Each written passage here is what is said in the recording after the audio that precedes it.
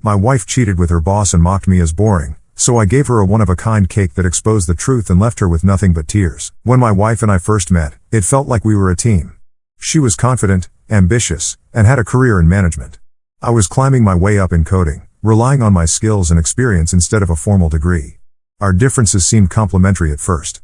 She teased me about not having a degree, and I joked about her corporate jargon.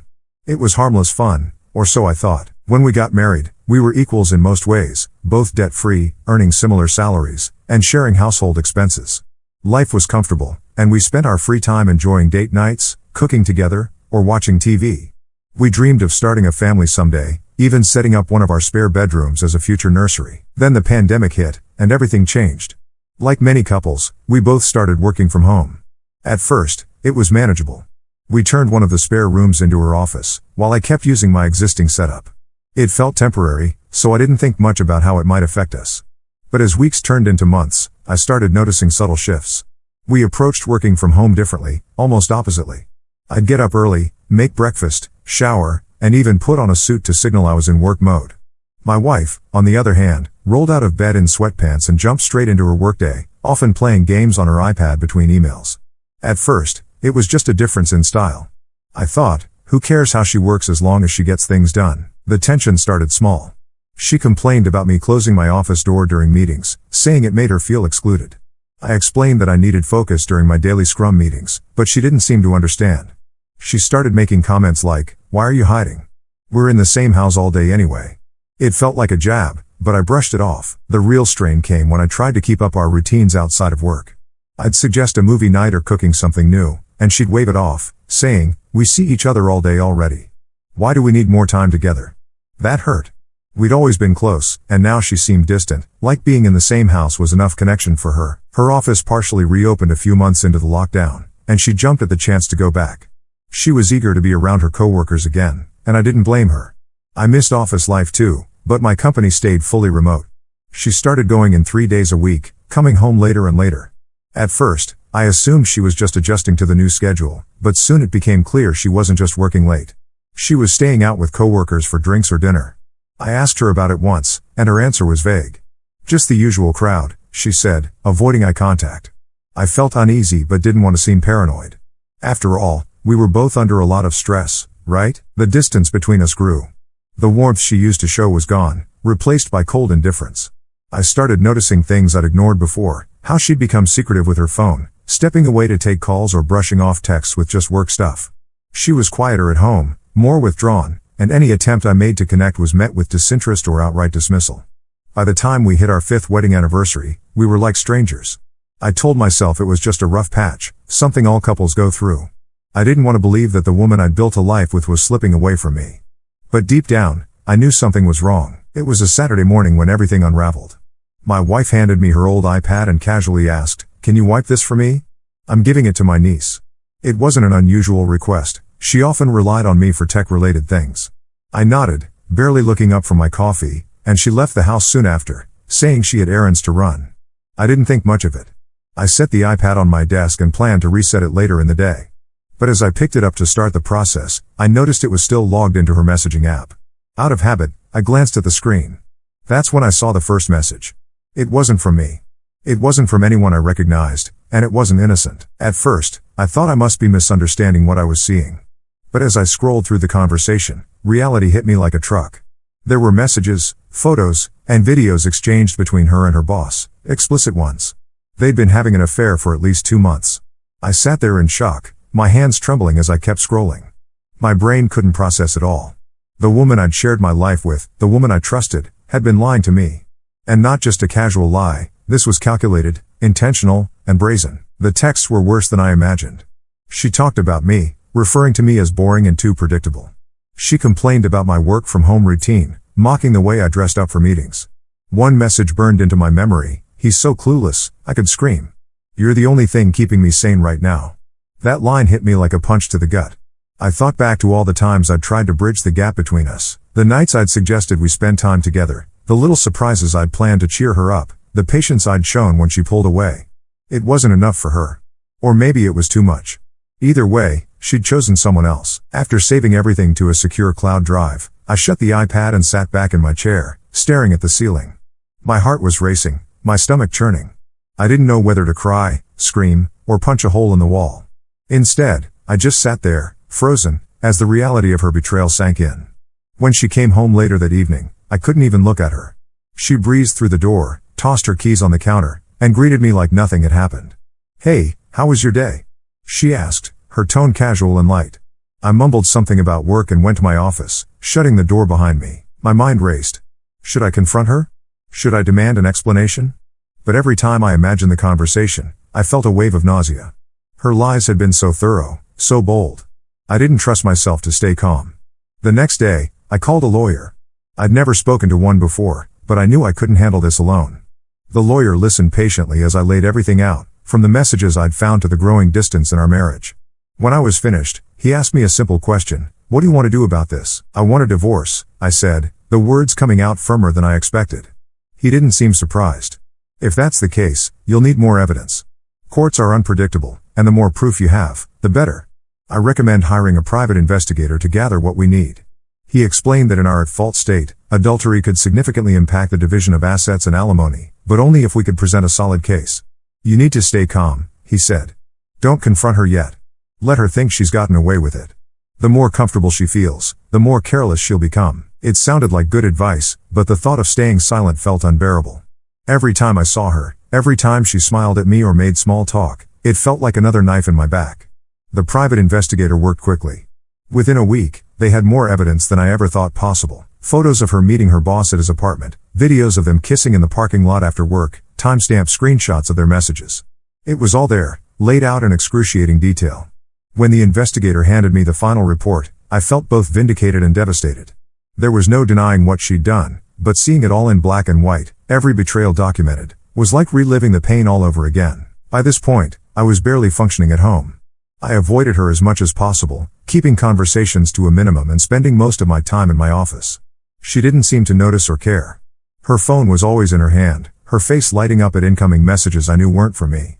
She stopped asking about my day, stopped making any effort to engage with me at all. One night, as she sat on the couch scrolling through her phone, I couldn't hold it in any longer. "You think I don't know?" I said, my voice trembling with anger. She looked up, startled. "What are you talking about?" I stood there, fists clenched. "I know about you and your boss. I've seen the texts, the pictures, the videos. Don't bother lying." For a moment, she just stared at me, her face a mix of shock and something else, defiance. Then she finally said, crossing her arms, "What are you going to do about it?" Her tone, her smugness, it set me off. "What am I going to do? I'm divorcing you, that's what I'm going to do." She smirked, shaking her head. "Oh, please. You won't leave me. Even if you try, I'll get half of everything. You might as well stay. It's better for both of us." Her words, her arrogance, her complete lack of remorse, it was like a switch flipped in my brain. "You think this is a marriage?" I said, my voice barely above a whisper. She laughed, a cold, bitter laugh that made my blood boil. "Honey, this is the 21st century. A woman can have her cake and eat it too." That was the moment I decided I wasn't just going to leave her. I was going to make sure she felt the full weight of what she'd done. After that night, everything changed. The woman I'd married, who I thought I knew, was gone, replaced by someone cold and indifferent.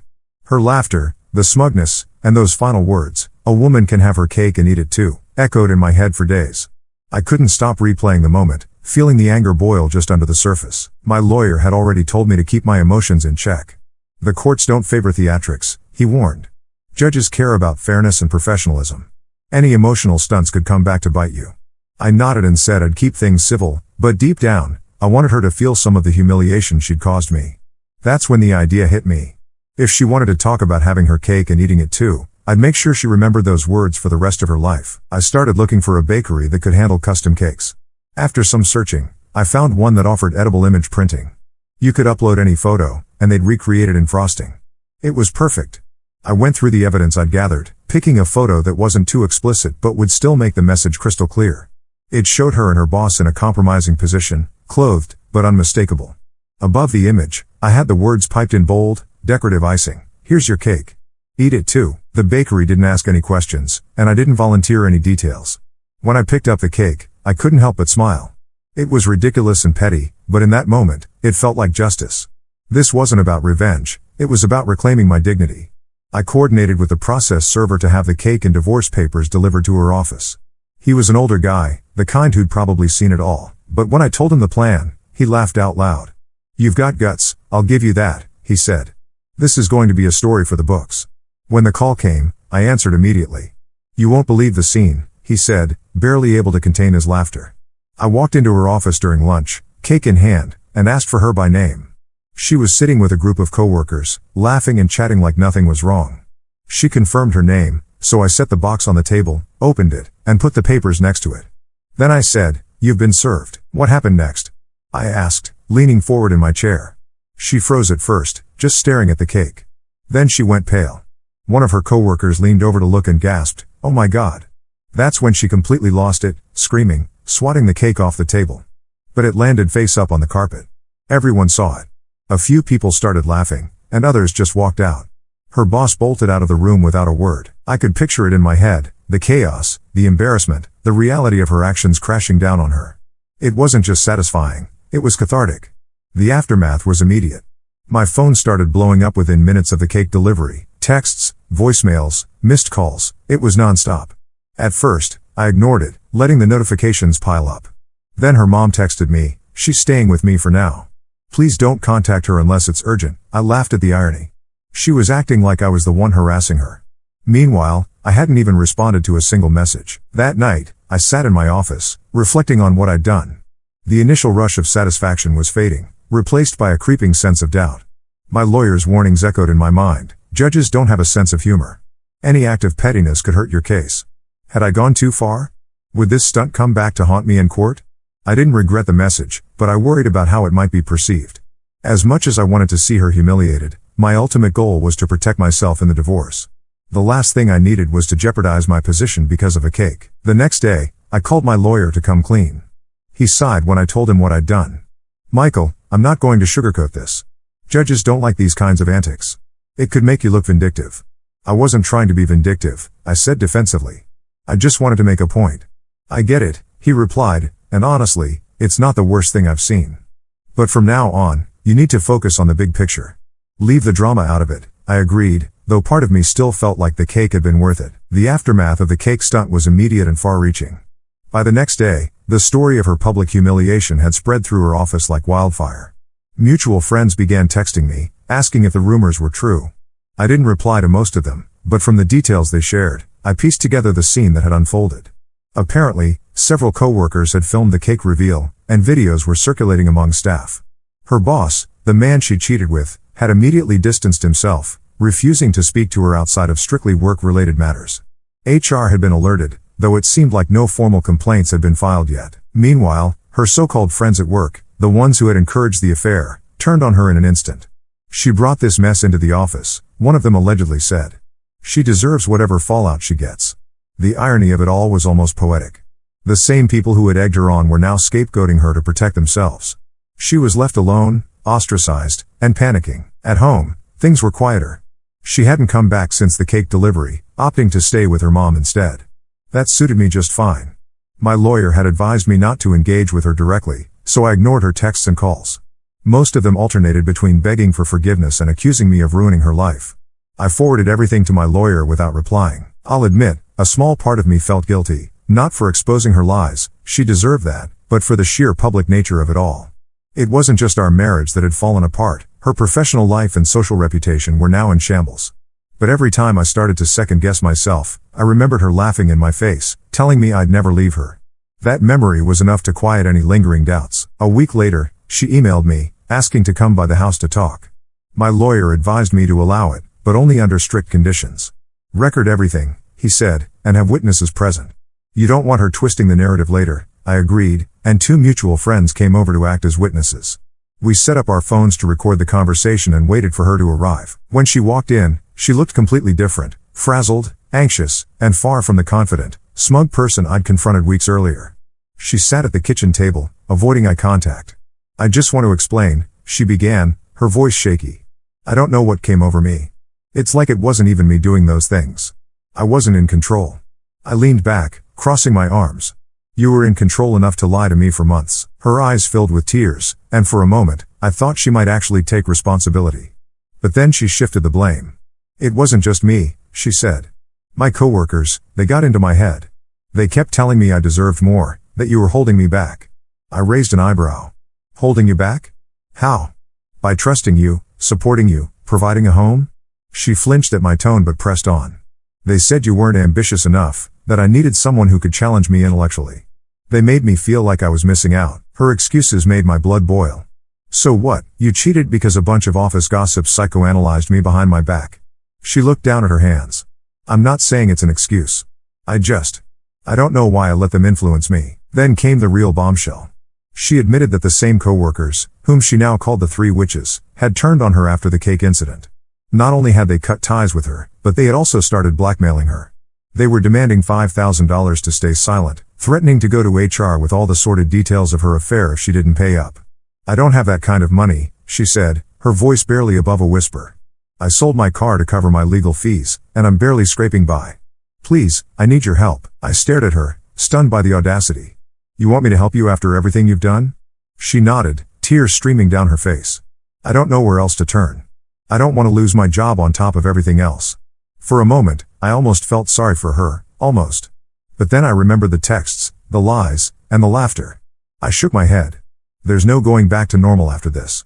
You need to deal with the consequences of your choices. What should I do? She asked, looking desperate. Report yourself, I said bluntly. Report your boss and your coworkers too.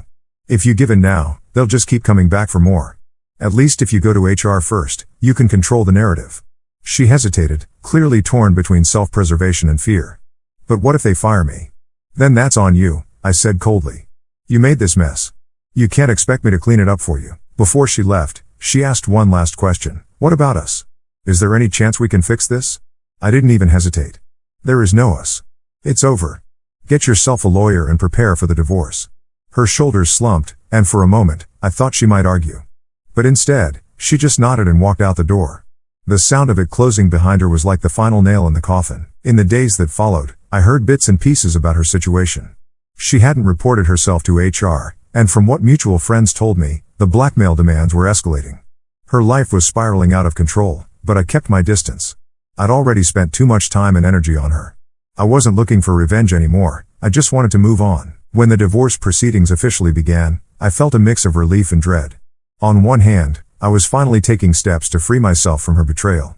On the other, I knew this wasn't going to be easy. Divorce is messy, even under the best circumstances, and ours was far from amicable. My lawyer had been preparing for weeks, gathering evidence and documenting everything we could. The affair, the messages, the photos. It was all lined up and ready to present.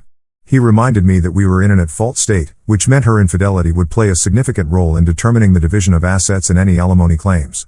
Stay calm, he told me before our first court appearance. The evidence speaks for itself.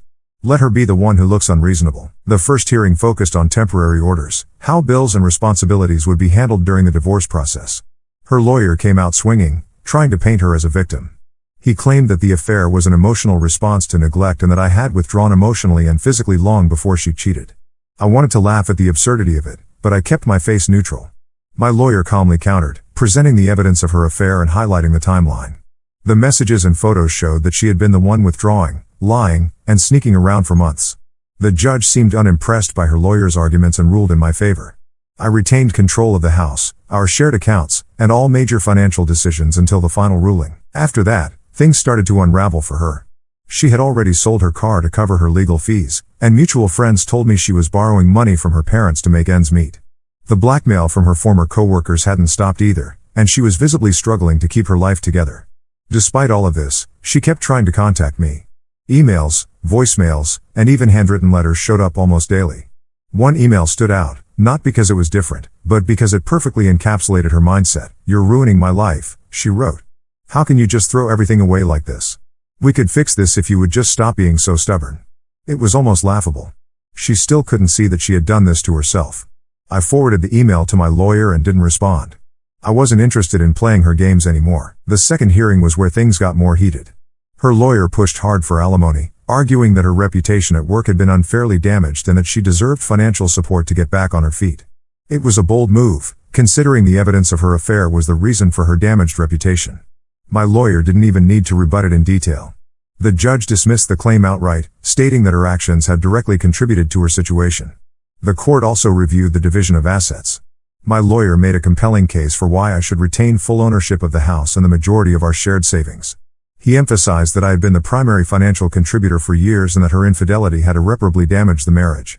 Her lawyer tried to argue for a 50-50 split, but the judge wasn't having it. The final ruling left her with little more than her personal belongings and a small portion of our savings. I kept the house, the car, and the bulk of our assets. She looked completely defeated when the judge announced the decision. For a brief moment, I felt a twinge of pity, but then I remembered all the lies, the laughter, and the arrogance, and that pity quickly faded. Outside of court, she tried one last Hail Mary. She emailed me, suggesting that we attend marriage counseling to rebuild what we had. My lawyer advised me to entertain the idea, not because I was obligated to reconcile, but because it would make me look reasonable in the judge's eyes. Judges like to see that you're willing to compromise, even if it's just on paper, he explained. The counseling session was held over Zoom. She was at her mom's house, and I was in my home office. The counselor spent most of the time trying to assign blame equally, saying things like, "It takes two to create distance in a marriage, and both of you need to take responsibility for what went wrong." I refused to engage with the narrative. "I don't agree," I said simply. This wasn't a mutual breakdown. She made a choice, and that choice destroyed our marriage. The counselor seemed frustrated but didn't push further. At the end of the session, my wife asked if I'd agree to another meeting. What would it take for us to try again? She pleaded. I didn't hesitate. Nothing. There's no going back. I logged off before she could respond. By the time the divorce was finalized, I felt a weight lift off my shoulders. The court's decision had given me almost everything. My house, my savings, and most importantly, my freedom.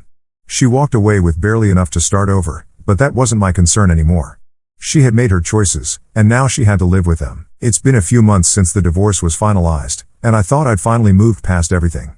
I rebuilt my life, got my house back in order, and even started finding peace with what happened. But life has a way of circling back to unfinished business. This time, it wasn't about me, it was about her. A mutual friend reached out a few weeks ago with some news about my ex-wife. Apparently, things at her job had taken a turn for the worse. After the cake stunt and the fallout that followed, her office became a minefield of tension. The rumor mill churned nonstop, and her reputation was shot. HR finally stepped in when someone anonymously sent evidence of her affair with her boss, photos, messages, everything. I had a pretty good guess who that anonymous person was. She wasn't fired immediately, but they put her under investigation, which effectively destroyed her standing in the company. Her boss, on the other hand, wasn't so lucky. HR had no patience for someone in his position abusing power and engaging in an affair with a subordinate.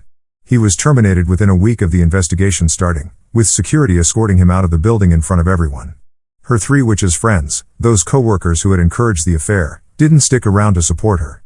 They turned on her completely, throwing her under the bus in their HR interviews to save their own skins. My ex-wife became a pariah in the office, and within a month, she was let go too. That's not the end of it, though. A week after I heard about the investigation, I got an unexpected email from an address I didn't recognize. The subject line simply read, "We need to talk about your ex-wife and my husband." Turns out, her boss's wife had found out about the affair, and she was furious. Someone at his company tipped her off after the investigation started, and she'd been digging for information ever since. When she finally reached me, she was polite but direct, asking if I had any evidence I could share. At first, I hesitated. Getting involved in someone else's divorce felt messy. But then I thought about everything he and my ex had put me through. He had helped ruin my marriage, and now his wife wanted to take him down. It only felt fair to give her the tools to do it. I forwarded her everything, the photos, the texts, the videos. She thanked me profusely and promised she'd put it to good use. "He's going to regret every second of this," she said. From what I've heard since, she didn't hold back. She filed for divorce almost immediately, and with the evidence I provided, she absolutely destroyed him in court. He lost custody of their kids, had to sell their house to cover the settlement, and was ordered to pay substantial alimony. The cherry on top, his reputation was completely trashed in their social circle. Turns out, his wife wasn't shy about sharing the details of his betrayal with anyone who'd listen. Meanwhile, my ex-wife hasn't fared much better. After losing her job, she tried to find work in the same field, but the gossip followed her wherever she went. No one wanted to hire someone with that kind of baggage. Last I heard, she was working part-time at a local retail store and living in a cramped apartment. Her parents have reportedly grown tired of bailing her out financially. They've started distancing themselves, which leaves her even more isolated. Mutual friends say she looks miserable, like the weight of everything she's done is finally hitting her. As for the boss, he's struggling too. With no job, a ruined reputation, and an expensive divorce settlement, he's barely keeping his head above water. I'd be lying if I said I didn't feel some satisfaction hearing about his downfall. He thought he could have it all, just like my ex-wife, and now he's paying the price. This whole situation has been a reminder that actions have consequences. For months, I questioned whether I'd done the right thing with the cake stunt, whether exposing her so publicly had been worth it. But seeing how everything played out, I have no regrets. She and her boss tried to tear apart 2 marriages, and now they're dealing with the wreckage they created.